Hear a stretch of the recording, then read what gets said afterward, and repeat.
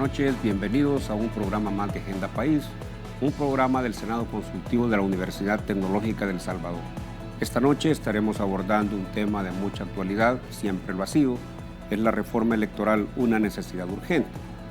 Tomando en consideración, sin duda alguna, que históricamente a partir de los acuerdos de paz de 1992 se abrió algunas posibilidades de hacer una reestructuración institucional en el país y había una escasa o nula posibilidad de que fueran los ciudadanos quienes eligieran en verdad y en la realidad a su gobernante, porque estaba representado en ese momento en sendos procesos electorales de los que históricamente se habla de muchos vicios y de fraudes electorales. No tengo absolutamente ninguna duda que desde ese entonces para ahora ha habido una evolución muy positiva. Vamos a ver un reportaje y a oír un reportaje que hemos preparado para que se pueda contextualizar la temática que vamos a abordar esta noche. La reforma electoral, una necesidad urgente.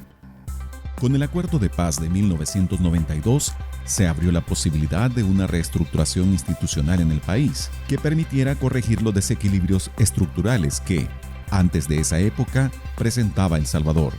La escasa o casi nula posibilidad de que fueran los ciudadanos quienes de verdad ostentaran el poder para elegir a sus gobernantes era una de las características fundamentales, representada en vicios de los procesos electorales que generaban fraudes en los resultados. Desde entonces han ocurrido muchos procesos eleccionarios, los que, poco a poco, en su normativa y práctica, se han venido modificando, tratando de que el texto y el espíritu del Acuerdo de Paz tuvieran plena vigencia. De esta forma, bien que mal, se ha ido configurando un sistema político-electoral que, pasando por la organización de las instituciones encargadas del manejo eleccionario hasta la forma de participación del ciudadano, han venido sustentando la legitimidad de tales procesos. Sin embargo, a nadie escapa que la creciente y progresiva participación de la sociedad civil mediante la producción de estudios y análisis, así como con la presión institucional a los órganos de gobierno, especialmente a la Asamblea Legislativa, evidencia las falencias que el sistema electoral salvadoreño todavía tiene frente a las exigencias y aspiraciones de la ciudadanía. La partidización del Tribunal Supremo Electoral, la concentración de las facultades administrativa y jurisdiccional en el mismo tribunal, la falta de transparencia en el financiamiento a los partidos políticos y las todavía exiguas regulaciones sobre la participación en el sufragio activo y pasivo son algunos de los aspectos que deben mejorarse.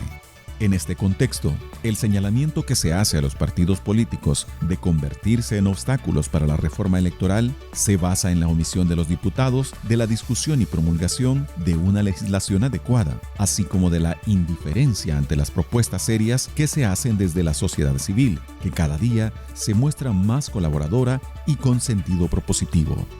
En este orden de ideas, con el objeto de hacer eficiente, transparente y efectivo el sistema electoral, es necesario y urgente promulgar las reformas que sean necesarias para dotarlo de las características que permitan consolidar el proceso democrático en El Salvador.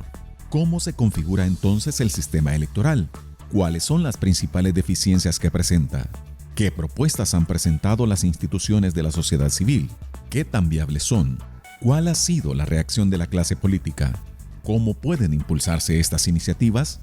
Estas son, entre otras, las cuestiones que abordaremos en este programa de Agenda País. Esta noche estarán conmigo el licenciado Eduardo Escobar, un reconocido líder de la sociedad civil de El Salvador, director ejecutivo de Acción Ciudadana. Y estará conmigo también el doctor Luis Mario Rodríguez, colega, conocido desde hace mucho tiempo.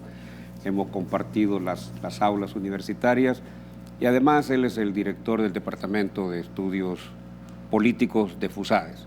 Y sin duda alguna en este tema ambos tienen una gran experiencia. Como lo expresaba en la introducción de este programa, estimados colegas, sin duda alguna los acuerdos de paz sentaron un punto de inflexión en la historia del país y se abrieron posibilidades, yo diría que reales, para la reestructuración institucional de El Salvador. Pero en esos momentos, históricamente siempre se habla que era escasa o nula la posibilidad de que fueran los ciudadanos en la realidad quienes ostentaran el verdadero poder para elegir a sus gobernantes, porque se habla de que en aquellos entonces los procesos eleccionarios eran procesos eleccionarios con crónicas de resultados anunciados y que no significaba verdaderamente la realidad del querer democrático de un país como El Salvador. Déjenme preguntarles, Eduardo, empezando contigo, ¿cómo has visto o cómo consideras que ha sido la evolución desde ese entonces a la fecha de un sistema electoral en El Salvador? Bueno, creo que habría que partir señalando que luego del último golpe de Estado en el 79, el ritual democrático de elecciones es el que se fue instaurando para constituirse al final en el único mecanismo de acceso al poder a los principales cargos del Estado. Y en esa medida, en aquel momento, cuando se emitió la Constitución del 84, hay que considerar que había un riesgo evidente que se consideró así, para establecer quién iba a ser el ente o estas instituciones por medio de las cuales se iba a dirimir esta pugna por el poder, que eran los partidos políticos. En ese momento se estableció en un sistema constitucional que los partidos, y de hecho la Constitución así lo menciona con ciertos matices, pero que eran los vehículos privilegiados de acceso al poder. Entonces, el sistema electoral en ese momento se construyó y se pensó alrededor de los partidos políticos, porque estaba ese riesgo de que otras agrupaciones pudieran tomar el poder. Y esa es una de las partes que en la sentencia de inconstitucionalidad que tiene que ver con las candidaturas no partidarias se hace alusión a todo este aspecto. Pero ahí hubo, si se quiere, un pequeño detalle. Se dejó por fuera a la ciudadanía, o sea, se privilegió a los partidos políticos.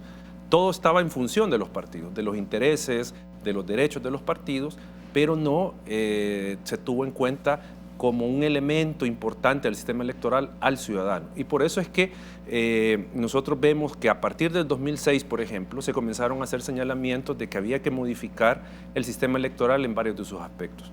Y que todo esto terminó o concluyó con las sentencias de Sala de lo Constitucional que vinieron a modificar el sistema electoral para agregarle este aspecto de la participación ciudadana, de potenciar los derechos de la ciudadanía en el sistema electoral.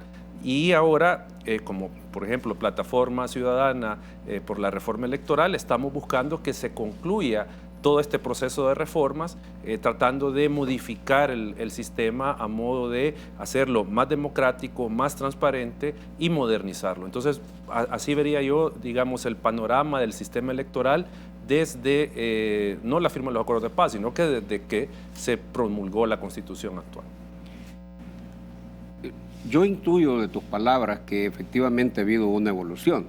Claro. Y no sé si yo puedo calificarla de tus palabras una evolución positiva. Pueden haber falencias, como ya lo vamos a señalar más adelante en el programa, pero sin duda alguna cada día y cada proceso eleccionario ha sido una experiencia que se ha tomado en consideración en la práctica o normativamente hablando para mejorar los procesos eleccionarios.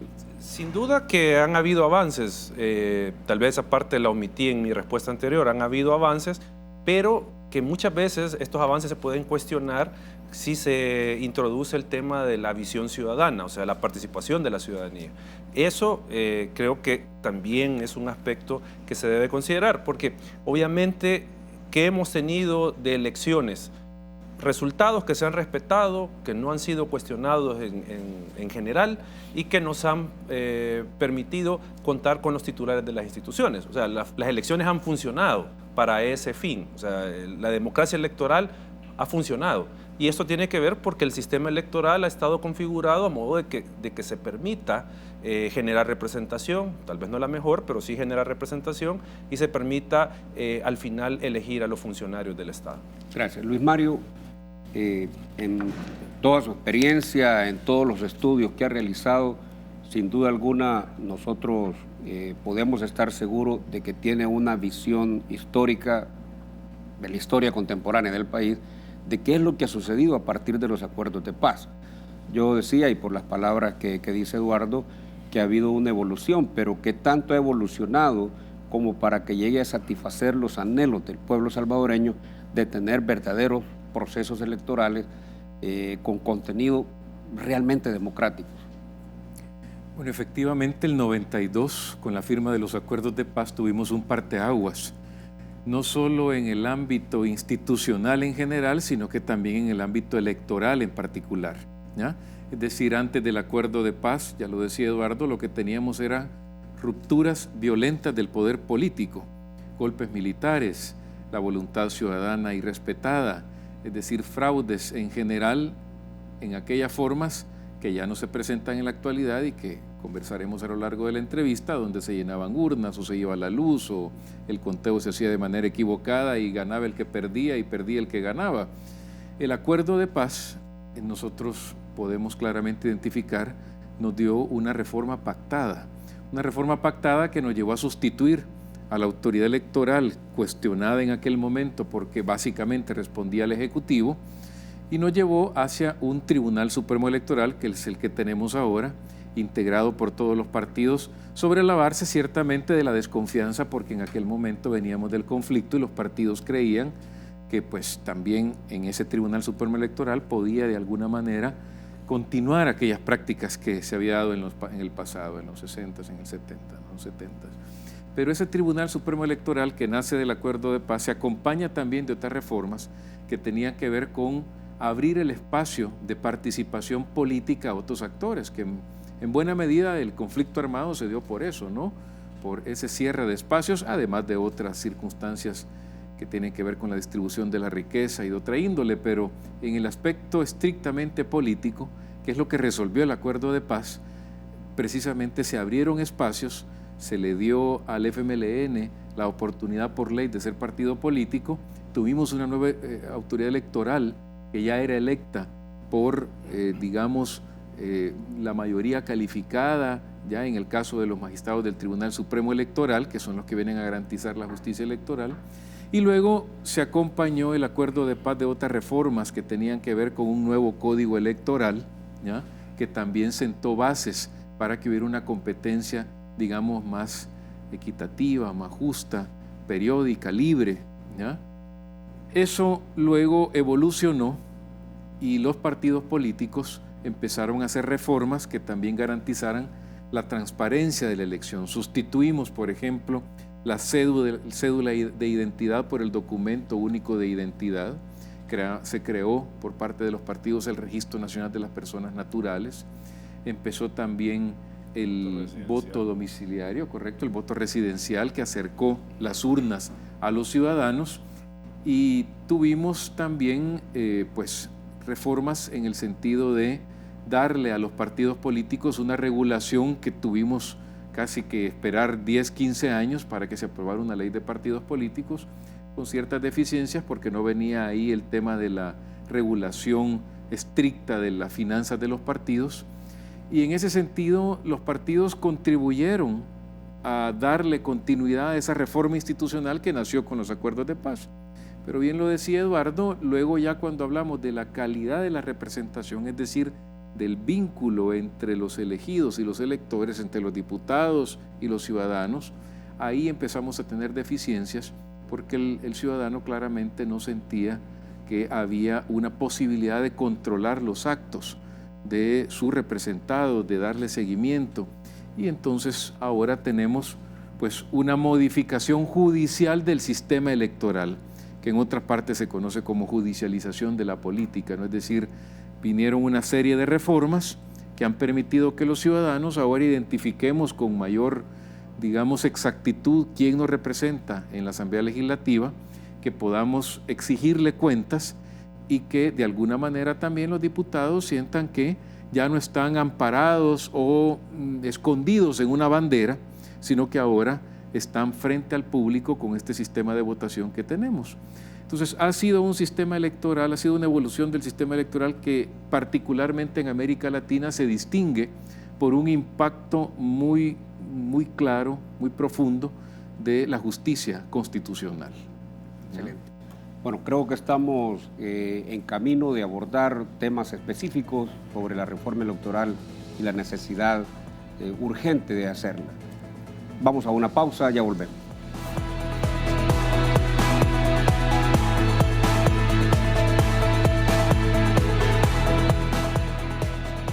¿Quién dijo que aquí no se puede, que las oportunidades son para pocos, que me debo quedar como estoy. Definitivamente puedo ser mejor, con horarios que se ajustan a mis necesidades, con especialización en inglés, en mi tiempo y en mi espacio. Inscríbete hoy. Hagamos la diferencia. Seamos mejores. Universidad Tecnológica de El Salvador.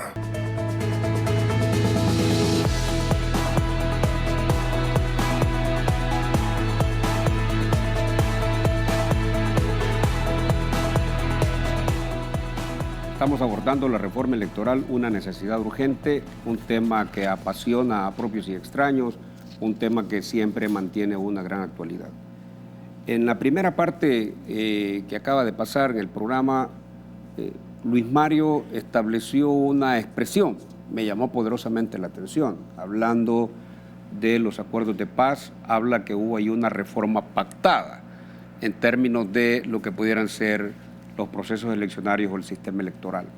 Mi pregunta, y es una pregunta para los dos, porque quiero la visión particular de cada uno de ustedes, históricamente podría hacerse un juicio de valor que esa reforma pactada pudo haber tenido como intención procurar el advenimiento de un bipartidismo en El Salvador, Eduardo. Desde mi punto de vista, no, porque los elementos del sistema electoral estaban configurados de tal manera que hacía difícil que dos partidos políticos se distribuyeran el poder de forma absoluta. O sea, si hablamos, por ejemplo, a nivel municipal, las diferentes fuerzas políticas tienen un arraigo, tienen sus zonas donde son fuertes y que les permitía tener ese balance de que un partido político pudiera tener control de ciertos municipios y otro pues del resto y dividirse. Si uno comienza a ver la división de los consejos municipales durante todo este periodo, vemos sin duda multipartidismo, o sea, vemos varios partidos que estaban comandando las comunas. Y ahora con los consejos municipales plurales todavía se hace más evidente eso. Hay consejos municipales de 3, de 4 partidos. Entonces, digamos, a nivel de elección municipal, era difícil hablar, o es difícil hablar de que se configuró un sistema para el bipartidismo. Ya no digamos para la elección legislativa, porque la fórmula electoral casi prácticamente impide que haya un bipartidismo, porque siempre hay una división de las cuotas de poder según la proporción de los votos, porque estamos ante una fórmula proporcional. O sea, teóricamente a igual cantidad de votos, igual cuota de poder. Y entonces en esa medida hacía difícil, o el sistema hace difícil, que dos partidos se lleven todo el pastel. Y nosotros podemos ver ahora que si bien Arena y el FMLN tienen 56, 57 votos en diputados en la Asamblea Legislativa, tenemos casi 30 en el resto de partidos.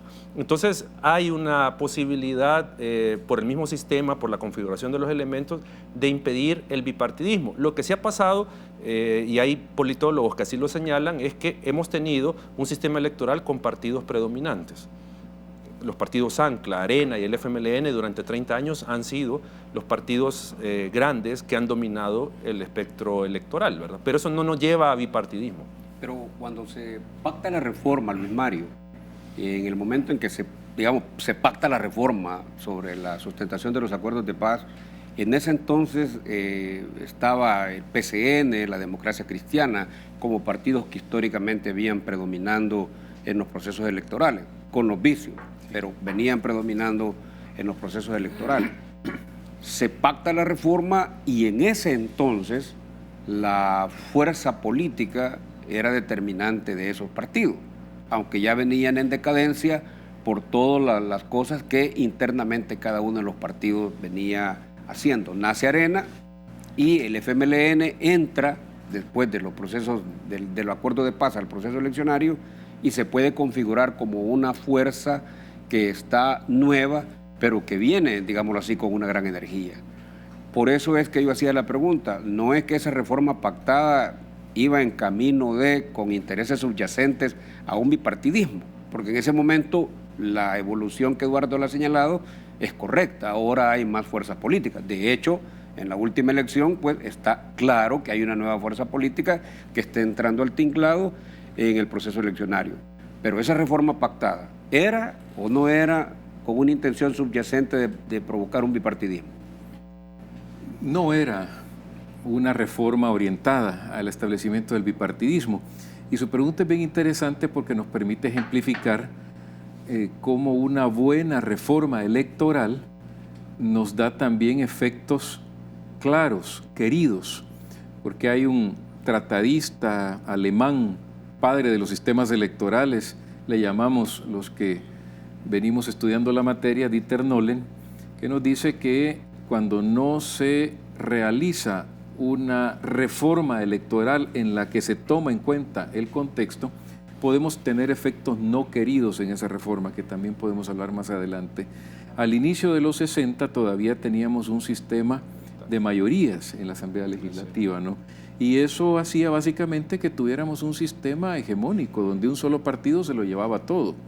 Con la reforma del 63, uno puede ver en una gráfica claramente cómo se empieza a distribuir el poder político en la Asamblea entre 2, 3 y hasta 4. Ahora, pues, más de, casi llegamos a los 10 partidos, si no me equivoco, y donde, bueno, tenemos ahí ya una distribución más equitativa del poder político y no concentrada en una sola fuerza política, ¿no?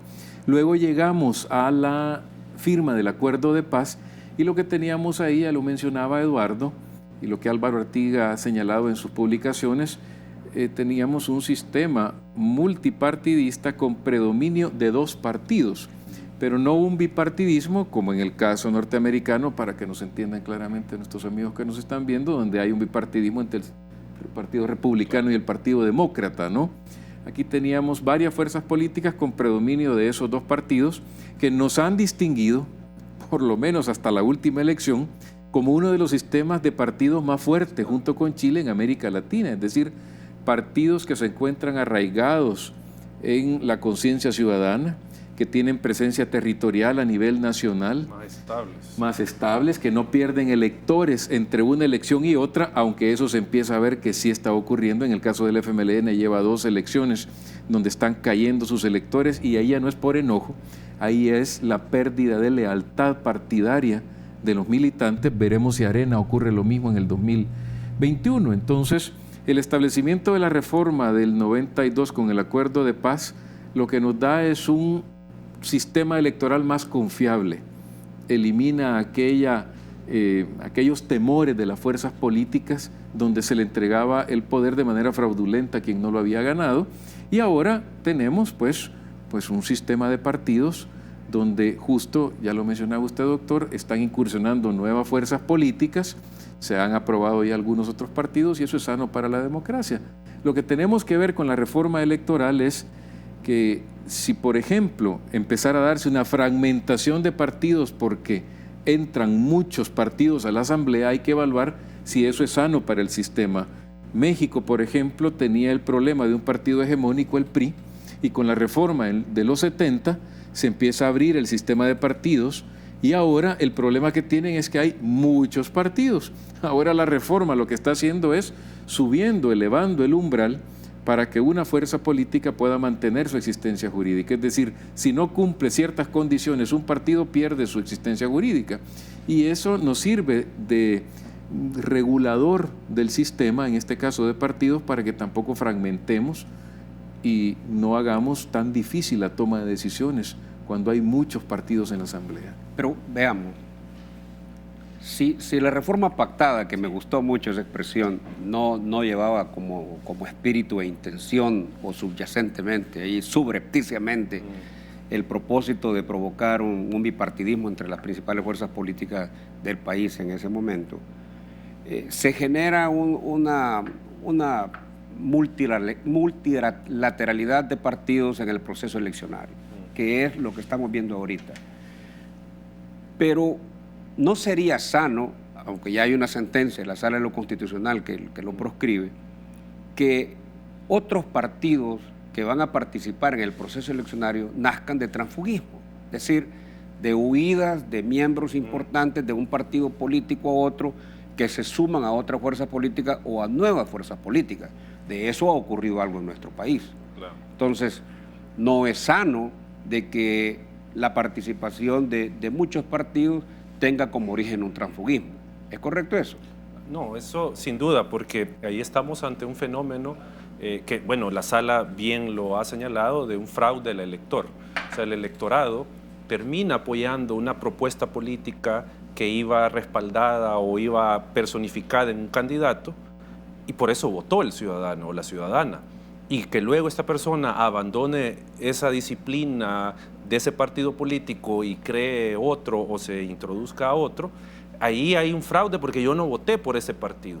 O sea, y ahí es donde se viene a dar parte de los problemas que tenía el sistema electoral en algunos aspectos de su regulación, y este era uno precisamente, aunque esto estaba regulado en el reglamento interior de la Asamblea Legislativa, pero no había una prohibición o una sanción en la ley electoral que impidiera este tipo de hechos, que yo me recuerdo en el caso de la democracia cristiana, después del Pacto de San Andrés, que hubo una separación, caso también de diputados del FMLN también. O sea, se ha venido dando esto, y digo, trastoca la configuración legislativa que el pueblo, que el soberano configura en las urnas, porque el pueblo al final termina configurando un sistema, y así lo hemos visto, de contrapeso al Ejecutivo.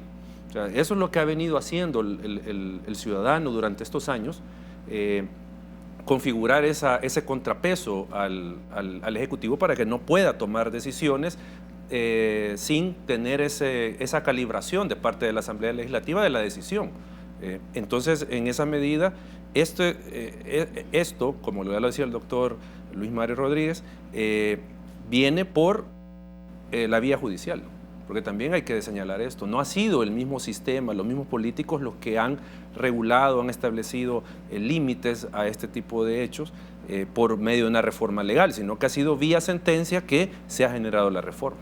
Luis Mario, usted señalaba un tema que me parece interesante, pero que es difícil de establecer un parámetro. ¿Cuántos partidos sería sano que existieran en nuestro sistema político electoral?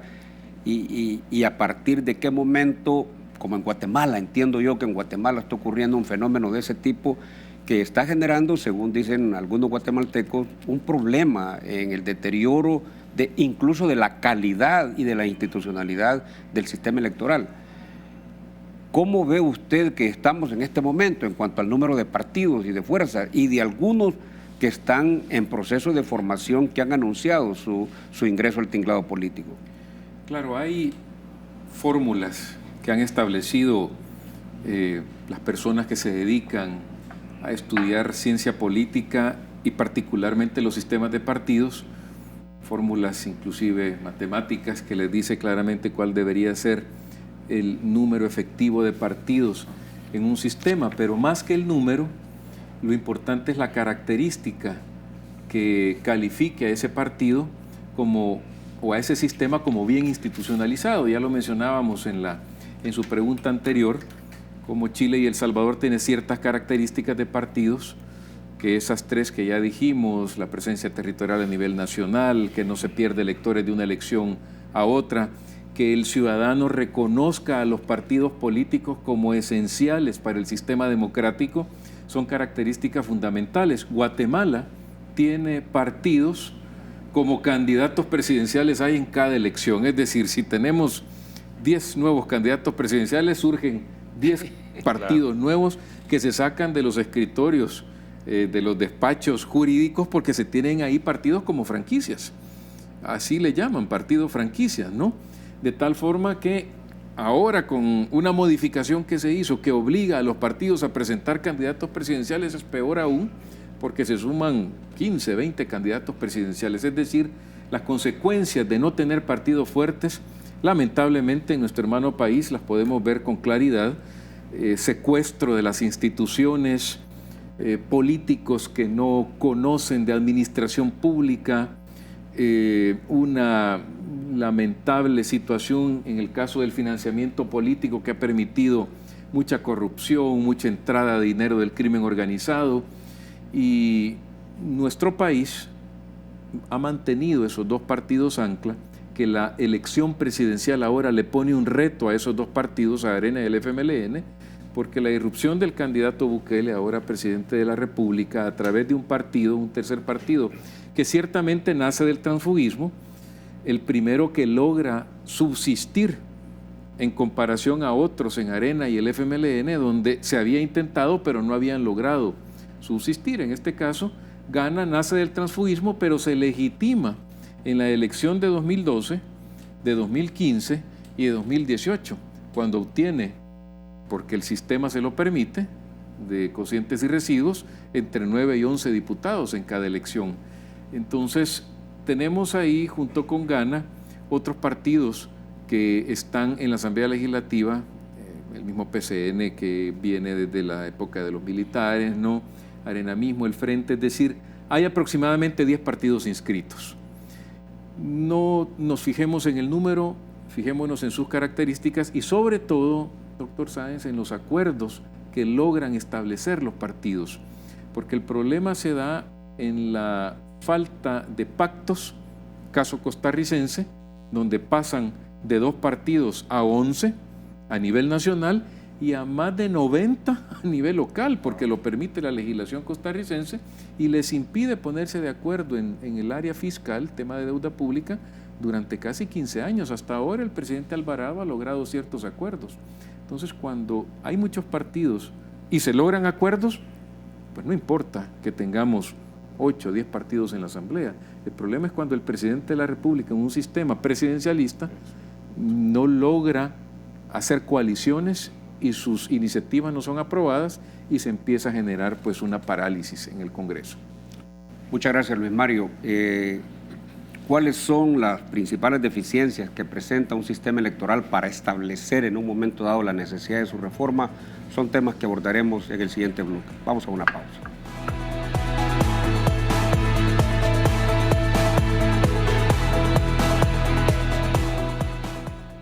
¿Quién dijo que aquí no se puede? Que las oportunidades son para pocos.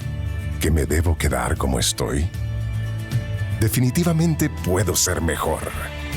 Formándome con principios y valores. Con novedosos recursos tecnológicos. Con oportunidades de becas en el extranjero. Inscríbete hoy. Hagamos la diferencia. Seamos mejores. Universidad Tecnológica de El Salvador.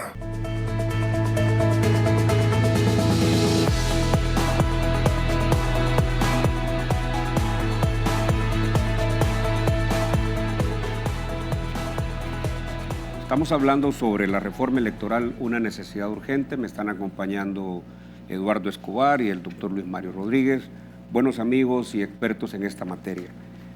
Para establecer en un momento dado si existe una necesidad, y una necesidad urgente para ponerle un adjetivo calificativo del sistema electoral, quisiera entrar a un tema que puede ser muy general, tal vez no nos dé el tiempo para ir analizando cada uno de los elementos, pero poder establecer en líneas generales, en su experiencia, cuáles han sido las principales deficiencias que en este momento podría estar presentando el sistema electoral.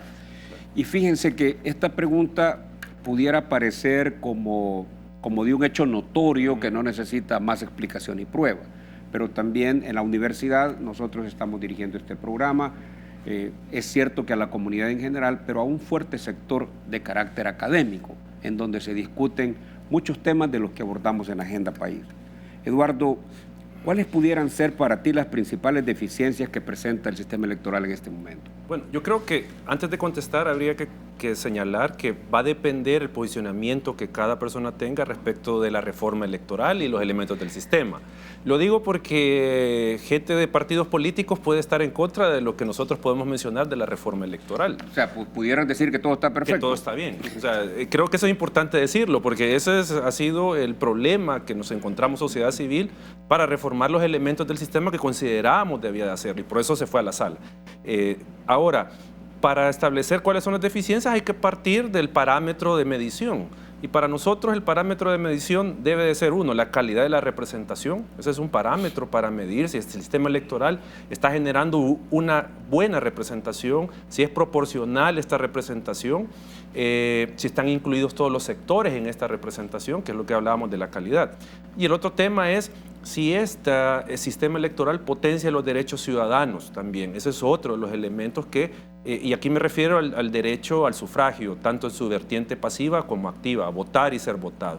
Y el otro punto que tiene que ver también con si permite o no gobernabilidad el sistema. O sea, creo que esos tres parámetros pueden servir para evaluar, y en esa medida, si comenzamos a ver, por ejemplo, el tema de la libertad, de los derechos, el sufragio, libertad del sufragio, esto se vino a corregir con las sentencias de la Sala de lo Constitucional, aunque tiene otros efectos colaterales, ¿verdad? Pero, digo, se vino a corregir el hecho de que ya no es la cúpula la que designa quién se convierte en diputado, sino que ahora es el votante, es el electorado el que decide, previa decisión también de la militancia de los partidos, porque ahora la militancia tiene un papel para definir quiénes van a ser sus candidatos a estos cargos de elección popular. Entonces es militantes y luego el pueblo el que elige. Entonces ahí se corrigió, ese era un defecto del sistema que se corrigió vía sala. Actualmente tenemos, desde nuestro punto de vista, una deficiencia en la representación en cuanto a las circunscripciones electorales, por ejemplo. Hay poblaciones que están sobre representadas, o sea, que tienen más cuota de poder, hay otras que tienen una menor cuota de poder. Ahí hay un tema que se debe de trabajar la representación y en este caso, es decir, atacar el aspecto de las circunscripciones electorales. Eso podría decir yo como uno de los aspectos que habría que pensar en reformar. Y Luis Mario, sin duda alguna, cuando uno habla de los procesos eleccionarios del sistema político electoral, inmediatamente, como ustedes bien lo señalaban al principio, está de por medio el protagonismo de una autoridad que lo dirige, como el Tribunal Supremo Electoral. Y en el Tribunal Supremo Electoral se habla mucho de que, bueno, en la evolución histórica, sin duda alguna, la conformación y la forma de conformarlo tenía un propósito sano, un propósito que permitía en un momento dado que las principales fuerzas políticas del país participaran en su organización y se equilibrara hasta la vigilancia interna que pudiera tenerse de los procesos electorales dentro del Tribunal Supremo Electoral. Pero hay deficiencias, hay falencias desde la perspectiva del Tribunal Supremo Electoral como organismo responsable de dirigir estos procesos en la actualidad. Sí las hay, algunas vienen de la ley, otras tienen justo origen en esa configuración partidaria que ha venido distinguiendo al Tribunal Supremo Electoral, no obstante la sentencia que mandó que los magistrados no tuvieran vinculación ni formal ni material. Para resumir, necesitamos profesionalizar el Tribunal Supremo Electoral. Pongamos el ejemplo en la región del Tribunal Supremo costarricense, una entidad que nace de los 40 y que desde la Constitución básicamente tiene la obligación que sus empleados, que sus funcionarios estén totalmente desvinculados de partidos, hagan carrera y tengan incentivos para que se proyecte una vida profesional en materia electoral dentro del Tribunal de Elecciones de Costa Rica, y es gente muy preparada en materia de ciencia política, en administración pública, en derecho electoral, que también es una deficiencia como país que debemos tratar de superar en las universidades, por ejemplo, incorporando la cátedra de Derecho Electoral como obligatoria para el caso. Esa es una primera gran reforma que necesitamos, ¿no? La segunda tiene que ver con la justicia electoral al interior del tribunal, una justicia que, como la justicia en general, debería ser pronta y cumplida ante la gran cantidad de violaciones a la legislación electoral que se den en los procesos, empezando por el incumplimiento de los tiempos para la campaña electoral y luego ante resultados que veníamos teniendo muy cerrados en las elecciones, aunque en la victoria del presidente Bukele ese resultado se abrió con 23 puntos, necesitamos una justicia electoral que funcione, digamos, de manera muy imparcial y de manera pronta. Hicimos un estudio en FUSADES donde por lo menos hasta la fecha de ese estudio, en 2015, se venía resolviendo con un promedio de 2 años de retraso. Es decir, si yo había impugnado como partido a determinado candidato, casi que al terminar su periodo venía a decirse que ahí había una nulidad en esa elección, ¿no? Entonces hay que fortalecer esta área, ¿no? Luego tiene que ver otras reformas en materia de organización de elecciones, que también la aplica el Tribunal Supremo Electoral, cómo garantizo, digamos, más transparencia en el conteo de votos, en el procesamiento y transmisión de resultados. Deberíamos hacer obligatorio el uso de tecnología por parte del Tribunal Supremo Electoral, sobre todo teniendo un sistema de votación donde los ciudadanos podemos cruzar el voto y donde la manera de contar fracciones de votos se le dificulta a la institución. Cómo capacitar en tiempo a los miembros del tribunal, de las juntas receptoras de votos, y cómo avanzar más rápido en la ciudadanización de las juntas receptoras de votos. En México se hace por sorteo la elección de los que integran a las mesas electorales y hay una garantía que ahí no van a haber, digamos, intereses partidarios en el conteo. Tengo poco tiempo para este bloque, pero para ir, quisiera hacerles una pregunta que ha sido una reacción incluso que hubo de parte del presidente del Tribunal Supremo Electoral en los procesos eleccionarios anteriores. Es una divergencia y a veces una lucha institucional, lo voy a poner de esta forma, entre el Tribunal Supremo Electoral y la Sala de lo Constitucional. ¿Cómo superar que una Sala de lo Constitucional actúe frente al vacío de una tardanza en la jurisprudencia, en la justicia electoral, y que no se den esos problemas en que la Sala tenga que venir a suplir las omisiones de un Tribunal Supremo Electoral en términos de la impartición de la justicia electoral? Tengo poco tiempo. Hay un modelo que parece podría ser una respuesta a esto en Panamá. En Panamá hay una Comisión Nacional Electoral que está conformada por partidos, está conformada por la autoridad electoral, sociedad civil, academia, iglesias, donde después de cada proceso electoral se juntan todos estos sectores, analizan el proceso electoral recién concluido, sacan valoraciones, conclusiones sobre qué aspectos tienen que reformar y mejorar. Entonces, eso es un modelo interesante y que de hecho el tribunal saliente está potenciando el tema de una evaluación posterior al proceso electoral. ¿A modo de qué? De que los actores que intervenimos en el proceso podamos opinar y obviamente es un ejercicio incipiente, ¿verdad? Pero que se pueda opinar dónde es que hay que hacer las reformas, porque el tribunal ya le presentó a la Comisión de Reformas Electorales los resultados de esta evaluación. Ya lo presentó, ya dijo, sociedad civil, partidos, esto es lo que consideran que debe reformarse. Entonces habría que pensar como país si se puede construir un espacio de este tipo donde Asamblea Legislativa, Comisión de Reformas Electorales, partidos, sociedad civil, academia, podamos debatir y discutir cuál es lo más conveniente para el país en términos del sistema electoral. Muchas gracias. Interesantes planteamientos los que estamos escuchando. Para continuar con nuestro programa vamos a hacer una pausa comercial.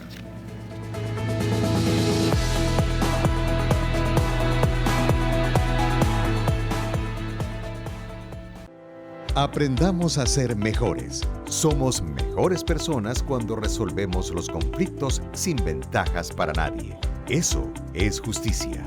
Hagamos la diferencia. Seamos mejores. Una producción de la Universidad Tecnológica de El Salvador y Canal 33.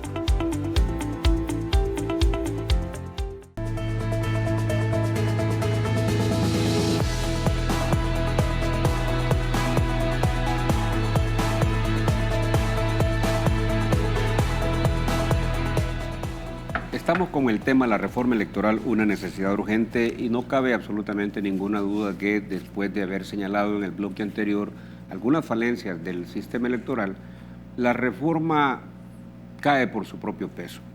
Sin embargo, para hacer una reforma hay que entrar a un proceso de discusión, hay que entrar a un proceso de consideraciones, y es bien propicio que tengo a dos líderes, yo diría. Si bien Luis Mario es un consultor que está en FUSADES, pero es un líder de la sociedad civil, yo así lo catalogo, y también Eduardo, que está en una organización que ha estado presentando propuestas interesantes. Yo les diría, ¿cuál ha sido, cómo ustedes evalúan la participación de la sociedad civil en términos de presionar para una verdadera reforma electoral? Yo creo que sin sociedad civil no se hubiese logrado muchas de las reformas que actualmente están vigentes o se están implementando. Puedo comenzar a nombrar cantidad de reformas. Por ejemplo, donde Acción Ciudadana está actualmente trabajando, que tiene que ver con el financiamiento de los partidos, la transparencia del financiamiento, la democracia interna de los partidos. Esto vino de una demanda ante Sala lo Constitucional de sociedad civil que derivó en una sentencia.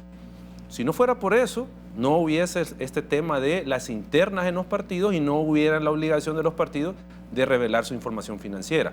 Consejos municipales plurales, con las implicaciones que esto ha tenido para democratizar el poder a nivel municipal, para que varios partidos participen, también proviene de una demanda ante la Sala, que luego la Sala admitió y la Asamblea dijo, mejor reformemos antes que la Sala se pronuncie. Voto en el exterior es otro ejemplo, el voto combinado o cruzado, como se le conoce, es otro ejemplo, candidaturas no partidarias, otro ejemplo. O sea, podemos comenzar a decir que todas... Sí, es que todo tiene que ver con el impulso de sociedad civil, pero es por eso, porque sociedad civil entendió que el sujeto de la democracia, y sobre todo la democracia electoral, no son los partidos. Los partidos son vehículos, son instituciones importantes para el sistema, pero el fin y el objeto del sistema es el ciudadano, la ciudadana. Ese es el fin. Entonces, por eso es que sociedad civil ha empujado de cómo logramos democratizar este sistema para que esté en función de la ciudadanía, no en función de los partidos. Entonces, sociedad civil ha sido, si se quiere, y perdón la jactancia, pero ha sido importante para este proceso de reforma. Pero Luis Mario, se habla de partidocracia, o sea, del poder de los partidos, que inclusive algunos señalan que el origen de esto es la disposición constitucional que dice que solo a través de los partidos políticos se puede llegar a un proceso eleccionario, con los matices ya de la sentencia de la Sala que abrió la posibilidad inclusive de los candidatos, las candidaturas no partidarias. Pero, y reconozco que ha habido una importante y efectiva participación de las organizaciones de la sociedad civil, pero enfrente a la clase política. ¿Cuál ha sido la actitud realmente de la clase política? ¿Cómo se evalúa la actitud de la clase política cuando se habla de no escuchar determinadas y efectivas propuestas para hacer reformas a los procesos electorales, retardar esto? ¿Con qué finalidad puede ser eso? ¿Con qué intereses? ¿Cómo evalúa usted la actitud de la clase política de cara a las propuestas de la sociedad civil? Bueno, doctor Sáenz, venía siendo de rechazo, muy claro, ¿no? A cada sentencia de la Sala, una reforma electoral que volvía a incumplir la Constitución y tenía que ir de nuevo organizaciones como la de Eduardo a interponer de nuevo una inconstitucionalidad, digamos, un lenguaje beligerante en contra de organizaciones de la sociedad civil, en contra de la Sala de lo Constitucional. Hubo intentos en su momento, la crisis de 2012 nos lo mostró, de quitar a los miembros de la Sala, pero ese comportamiento de los partidos, ya sea porque llegaron a la convicción que hay que acercarse más a la ciudadanía o entraron claramente en una realidad en la que van a desaparecer si no hacen eco de lo que quiere la sociedad, han venido ahora, digamos, mostrando apertura, ya sea porque los obliga la ley o, insisto, para subsistir, y digamos que empiezan a mostrarle a la sociedad intentos de modernizarse, ya sea con demandas ante el Tribunal Supremo Electoral para transparentar sus finanzas o haciendo elecciones internas para nombrar a sus candidatos. Es decir, tenemos ahora partidos políticos que están enfrentando, no solo en El Salvador, sino que en América Latina, y me atrevería a decir que en el mundo, una ola de desencanto con la democracia, donde si no entienden cuál es la política del siglo XXI, que ahora ya no hay, digamos, un monopolio de los partidos para intermediar entre la sociedad y el poder. Ahora tenemos las redes sociales donde perfectamente podemos incidir más que un partido en determinados temas. Ahora entienden ellos que es importante acercarse más a la ciudadanía. Y en el caso salvadoreño, hay que decirlo, la sociedad civil, con todas las acciones que Eduardo vino mencionando, probó que el sistema liberal políticamente permite que un solo ciudadano mueva y cambie, ¿ya? Digamos, el balance de poder. Y esa es la esencia de un sistema liberal cuando hablamos de liberalismo político. Aquí un ciudadano ha hecho que se abran las listas, que se transparenten las finanzas de los partidos, que haya más democracia interna Y eso es fundamental.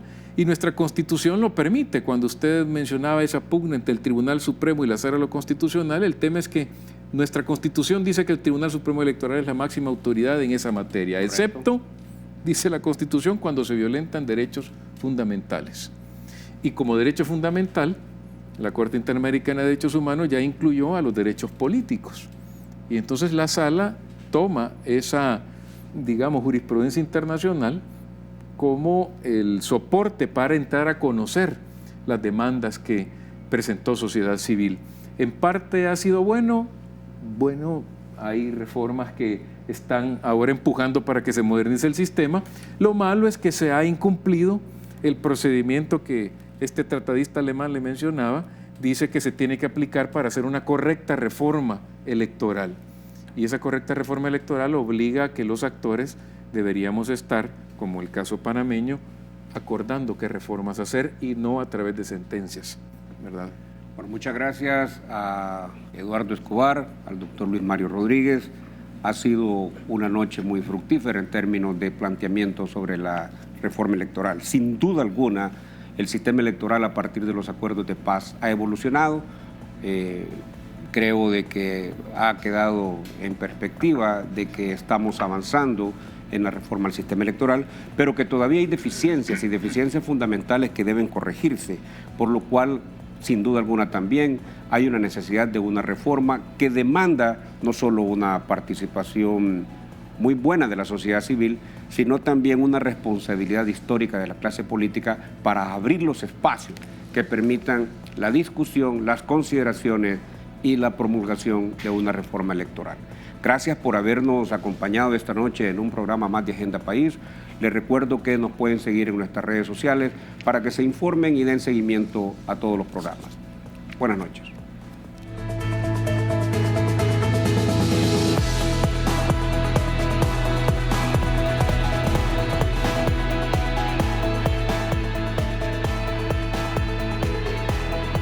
Hagamos la diferencia. Seamos mejores. Universidad Tecnológica de El Salvador.